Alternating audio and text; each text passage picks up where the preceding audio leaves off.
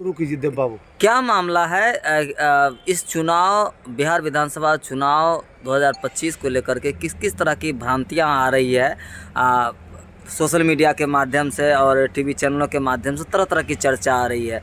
आखिर मामला क्या है और इस प्रकार का चर्चा आवाम में क्यों उठ रहा है कि कहां गड़बड़ी आ रही है? सबसे पहले मामला है जीविका दीदी का। जीविका दीदी का जो मामला है, 10,000 रुपया का जो घोषणा हुआ इलेक्शन के जस्ट पहले हुआ और भुगतान इलेक्शन काल तक होते रहा। और उस जीविका दीदी को घर से वोटर को लाने की जिम्मेवारी थी, वोट दिलवाने की जिम्मेवारी थी।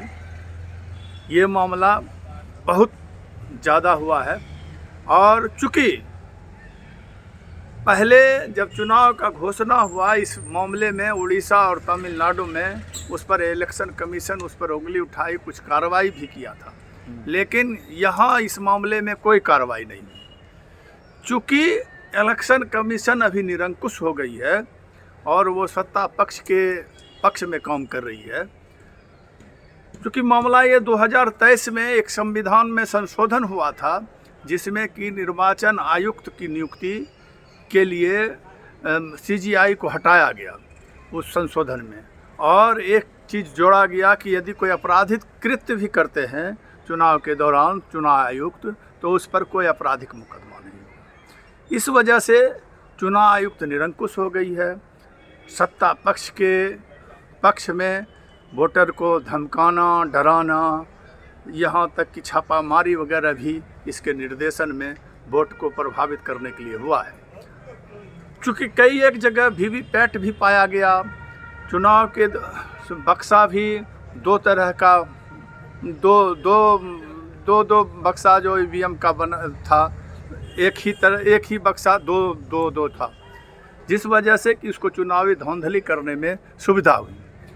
और यही वजह है कि हमने इलेक्शन कमीशन को पहले जब हमको जानकारी हुई कि जीविका दीदी जिसको 10-10 हज़ार रुपया दिया गया, तो हमने उनको सूचित किया। लेकिन उन्होंने परिवाद दर्ज किया, लेकिन आज तक उस पर कोई कार्रवाई नहीं हुई। न इलेक्शन का काउंटिंग रोका गया, न किसी तरह का कोई जांच हुआ। इससे स्पष्ट है कि इलेक्शन कमीशन प्रजातंत्र की हत्या कर रहा है। और चूँकि 2023 के मामले में सुप्रीम कोर्ट में मामला लंबित है, सुप्रीम कोर्ट भी इस पर संज्ञान नहीं ले रही है।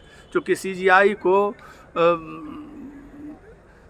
हटाया गया चुनाव मंडल से, जो आयुक्त के चुनाव मंडल से हटाया गया, जिसके वजह से चुनाव की पारदर्शिता समाप्त हो गई है। तो इसलिए ऐसे परिस्थिति में चूँकि प्रजातंत्र का हत्या हो रही है और सुप्रीम कोर्ट कस्टोडियन है संविधान के, उनको स्वतः संज्ञान लेके कार्रवाई करना चाहिए। या तो घोषित कर दे कि यहाँ राजतंत्र है, राजतंत्रिक व्यवस्था चलेगी। इसके लिए हम बहुत जल्द ही एक ज्ञापन राष्ट्रपति महोदया को देंगे। यदि उस पर कार्रवाई नहीं हुई तो सुप्रीम कोर्ट में इस मामला को हम लोग ले जाएंगे।